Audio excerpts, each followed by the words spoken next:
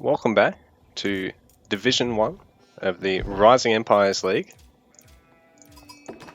So we've got Team Snake here, consisting of the brothers Wham, the purple trunk, as Delhi, and in the green trunks as Malians we've got Puppy Paw. So we're here on Dry Arabia with their opponents today, Team AFAT Penguin, or AFP for short. We've got a bunch of Chinese characters I can't actually read, but his English name he goes under is CSOH, or I just call him CSO. It's easy enough. Sorry, buddy, if it's supposed to be something else. His teammate is Low Empty, or Louis Empty. I've heard it said or suggested pronounced to me. And he is on English in the light blue trunks. The winner of the Best of Asia tournament, actually. Very solid run he had. Must have been all that practice with Zerton he had, eh?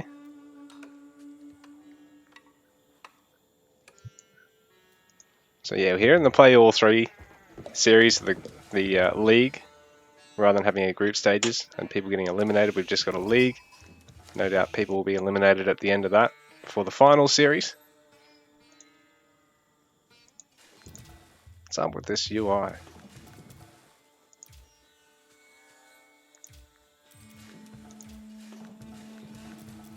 Oh, it just flips who's where. I don't know what this actually does. What are all these buttons? They confuse me. Anyway, I don't know why it does that.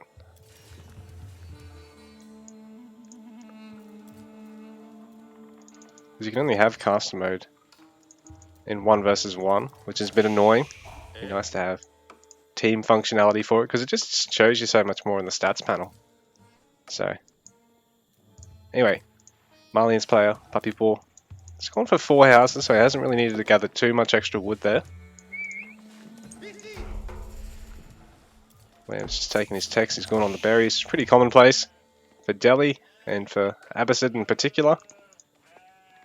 Well, we've got a early wheelbarrow here for our French player, CSO, so not going to have the absolutely fastest of night timings, but still going to be fairly quick, considering that's all he's going to be going for here. Very sort of meta start there nonetheless. Committing 4 villages, just to cram that out a little bit quicker. Play a bit of catch up. So Louis Empty. He's gone for 2 farms there.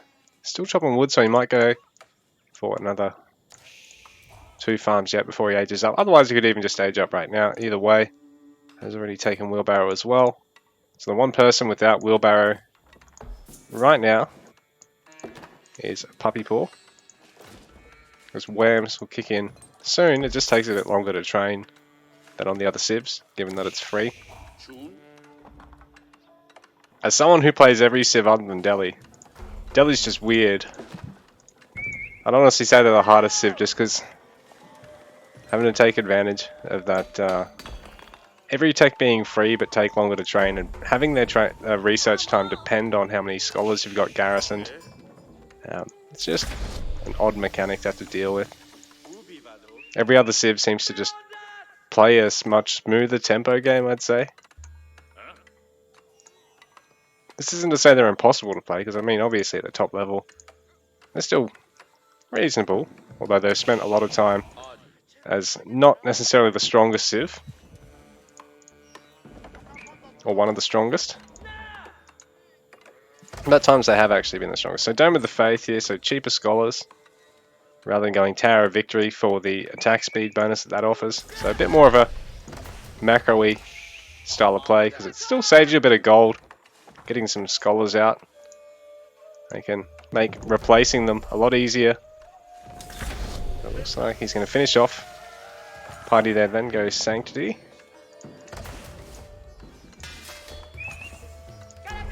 So Wham would have gotten that mosque early enough that he was able to squeeze in Piety and the other upgrade. Is it efficient production that lets you produce twice as fast once you garrison a scholar? So CSO already trying to drive back Puppy Paw's Warrior Scout. So a bit more of a pain in the arse than a regular Scout with that extra damage that they've got. I believe this damage will actually jump up to 3 once Louis finishes that up. Oh no. Oh, that's only when they're using their ranged attack, sorry. But yeah, 7 damage versus 1 damage, pretty big difference on the Scout to Scout.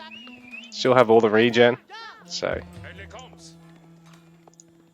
might be a way to force CSO to have to get Chivalry here on his Knight, because even though it's got a lot more health and a lot more damage than the individual Warrior Scouts, they get regen for free like a regular Scout, whereas, you know, CSO's got to try and invest in healing for his Knight's got to ultimately gather a lot more resources, 240 versus 70. So Puppy Paw is just eager to keep this aggression going and really restrict any chance of Knight raids around the map. Because usually, you know, that's one of France's big strengths, is they've got the handiest early Knight opening, because you can just go for 3 or 4 Knights, get Chivalry, and then just spend the whole game putting your opponent on the back foot, sniping eco units,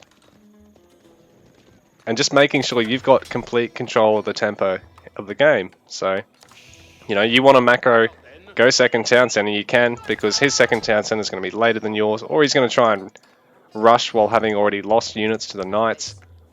And, you know, it just makes it really hard to ever come back against French unless they misplay and, you know, don't scout as well as they should to actually harass while keeping you busy elsewhere on the map. So French obviously were sort of the penultimate civ for doing that in the game, whereas right now it seems like Mali is that, particularly because they've got a similar style of free gold generation to Rus. You know, you invest a little bit more wood than the other civs, which you end up getting back, so you can ultimately just have a pretty big wood and food eco. And you actually, because you're going for a really light cavalry unit that's honestly, you know, still not as strong as a horseman as such, actually means you don't really have to risk as much with your hit and runs, and you still reap the benefits of having a regen. So as long as you disengage properly, you're okay. And then you can even pinch hunts, which is another handy thing. So Wham's actually ready to start backing up Puppy Paw here, getting a shitload of spears, while these warrior scouts can now really play the role of a horseman, trying to take out those bows, stop them from getting to a critical mass, while Wham, no doubt, trying to take advantage of Delhi's unique access to the sacred sites an age earlier than the other civs. So if you can maintain control of those, get an awful lot of gold out, just like controlling several relics. So now BMT is really in full swing because he's got a full farm saturated there, so he doesn't really have to move out beyond the safety of his base for a food at all. He will eventually need to for gold and wood, obviously. And CSO having to play on the back foot like this, just waiting for those knights to top up a bit. But the thing is, you know, because he hasn't really had the chance to get knights across the map all that much till now, it's going to be difficult for him to actually get any kind of harass off in the villages. And he's already, you know, going to lose.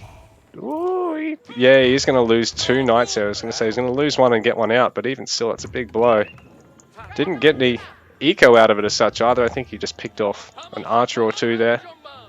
So it's really not the spot the French player wants to be in. 1v1 or 2v2 in particular. Bigger team games is not so much a matter because it's all about, you know, just some big stupid late game 1 unit mass. But that's just true for team games in general, or bigger team games. But 2v2, 1v1, it's the art of finesse with the French, and so far, Puppy Paw followed by Wham have done a really good job of really denying any of that for CSO, and particularly paired with an English teammate as the other sort of really solid age 2 civ.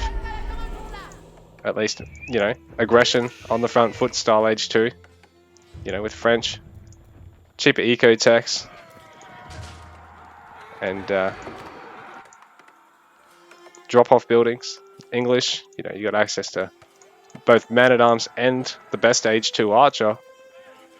The 2 civs, in theory, this should be the comp that you're more aggressive than the other team and you're forever in their half of the map, which hasn't been happening so far. Looks to be about to happen, but the beauty is for Team Snake, they've already walled up, so a Fat Penguin are going to have to rely on taking some really nice fights, hoping Puppy Paw overcommits here, or Wham's a little bit slow to try and support these cavalry. Well, Luanti's going to have to try and go for forward towers to really have the biggest advantage that English has in Age 2 with that increased attack speed coupled with having the best bowman unit this early on in the game. And then, you know, the spear's also hitting faster. It's going to mean that they're going to be extremely cost effective against the knights. I mean, against the warrior scouts, sorry. And against any possible transition to horsemen from Wham, if he decides to ever go down that route, or when Puppy Paw starts to introduce Sofa, which are essentially halfway between a horseman and a knight for Marley. So Puppy Paw even trying to prevent the empty from getting that tower up, and just possibly having a look to see if he could pick any straggler supporting units, you know, being trained up, coming to reinforce.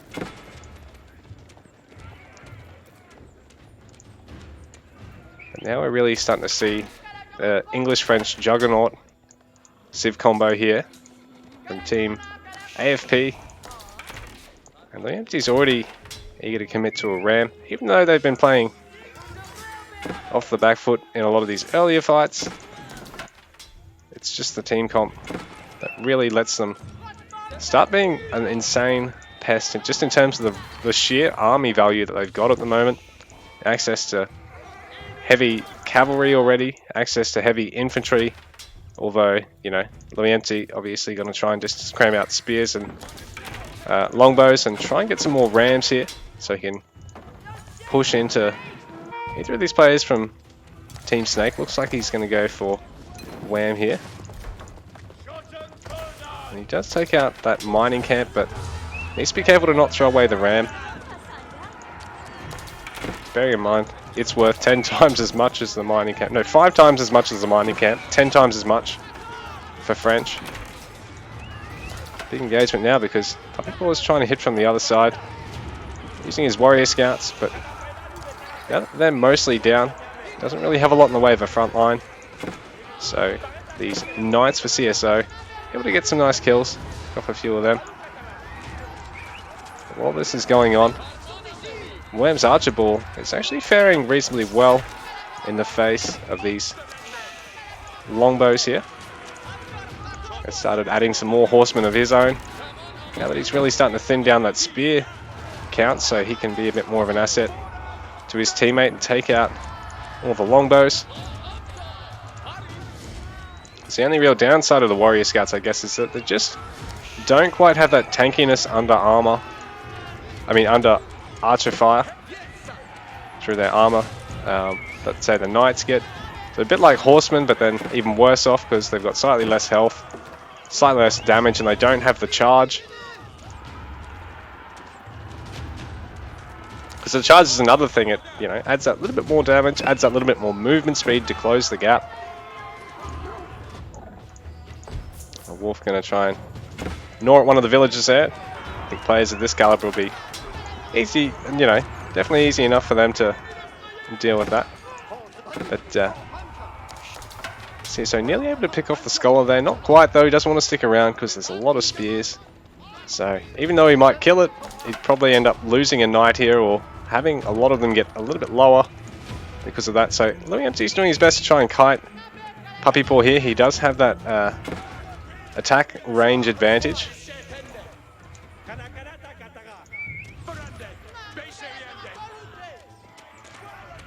Actually got slightly less damage here, but it does have... he doesn't have the veteran upgrade. Puppy Paw has already fit in for Rimba Garrison here, so I mentioned that gold eco of Marley earlier and how like the Rus, it's just got that much passive gold generation, especially once you start playing into it with your build.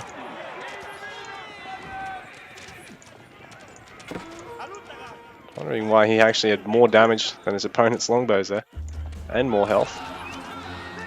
So CSO trying to actually get the Knights out of here. But on the plus side for him, even though he's lost a couple of these high value mounted buggers, he's going to get a couple of village kills, force a villager pullback. It's always important too, because that's cutting down on gathering time. Wham. Still trying to get control of the sacred sites. This one obviously nicely walled in, but this one is going at it alone, so it won't be hard for Loyempty to actually pick that scholar off. He might be a little bit late to actually prevent this from being converted, and the annoying part is you've then got to leave at least one unit there to capture it, well, to neutralize it so there's no gold generation. There we go. No, he is just in time. Saved by the bell. Well, maybe not the scholar.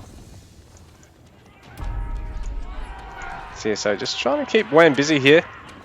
At the same time, he can't actually stick around for an engagement here because there's just too many spears. He'd bleed too many knights. Just wouldn't be worth it. Castle Agent for CSO. Well, Puppy Paw chasing him away here. I don't think he's really been able to get any value with those knights with this run by, since he forced a little worker pull over here. Another sacred site being denied. This is all good for team AFP. So ultimately costing Wham gold,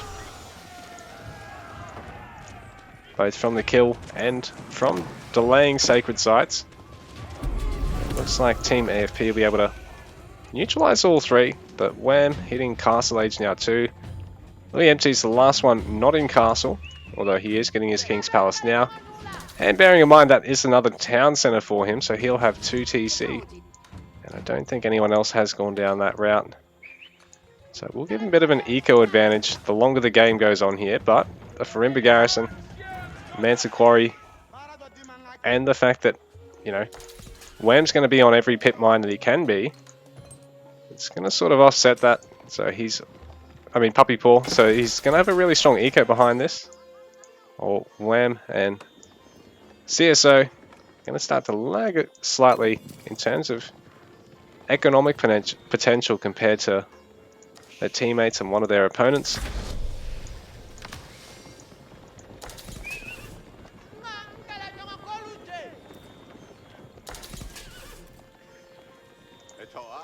Lancer production now. Delhi player. No doubt. Probably see crossbow or man-at-arms or possibly knight production at some stage for Loyempty. But bearing in mind, facing Mali, it's important to not get too much in the way of heavy armor because they do have access to those Musafadi warriors who, unlike the man-at-arms, just excel against all armored targets, so they counter man-at-arms and they actually counter knights and lancers without specialist civ techs like HRE's man-at-arms being cost-effective against knights and lancers, but no other variant of man-at-arms is.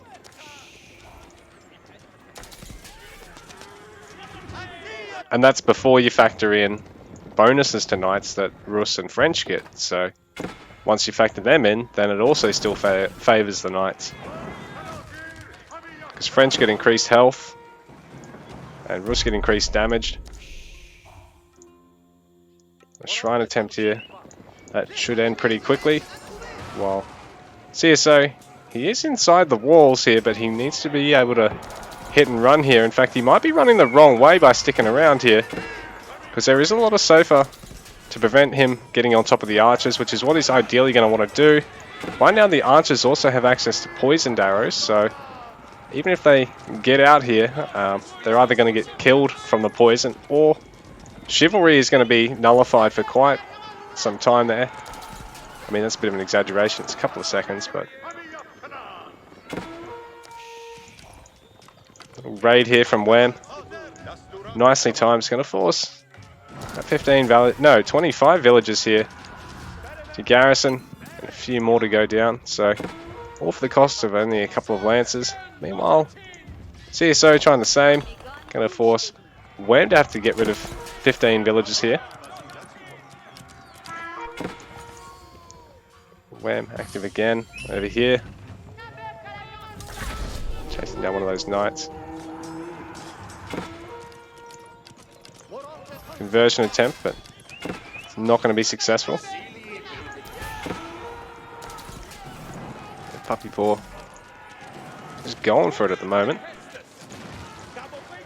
And CSO just trying to support Louis Empty's base here. His Archibald is going to need to come home.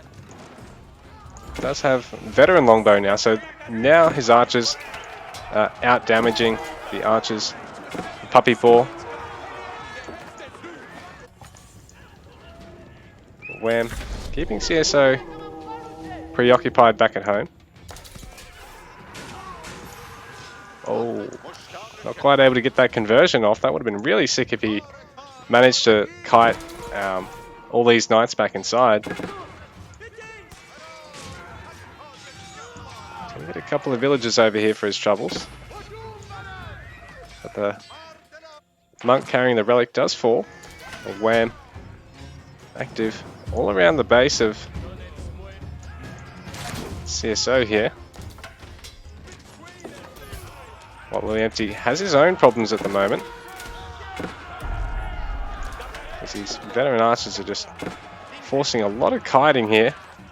Not much of the way of a front line to stop them from just streaming forward. Maybe Louis Empty would have been best off trying to fit in a stables or two here, just so he could make some knights or horsemen of his own. Though it looks as though he's turning the tide at the moment, but CSO in the moment is looking very tense here in his base. He's lost a couple of villagers, has cleared out a couple of the Lancer now. Wham. He's going to be able to get all the sacred sites in the meantime. So that both is the potential for a win in 10 minutes for Team Snake. And a lot of gold going to start going towards Wham. Even if he's not the only one controlling relics here, but he's already nabbed 2 of them. There's only 7 on the map in 2 versus 2. So it looks like Puppy Paw going to clean up this little knight raid here from CSO. Meanwhile, there's nothing on that gold mine. The Royal Institute's going down, and looks like CSO is really cut off from gold here at the moment, which is not good considering he's on. Which he has overgathered a little bit of gold at the moment though. So he needs to make his mind up with what he's going to produce.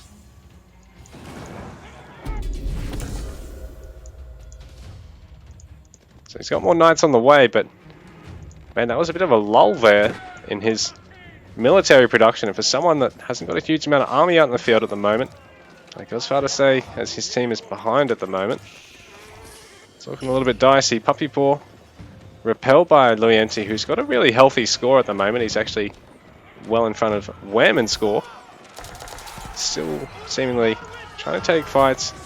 Bit of an uphill position here. He's actually down by about 20 ranged units here. And he's also waiting on CSO to come and back him up for some melee frontline. CSO not really wanting to commit until he can bring some more knights in here.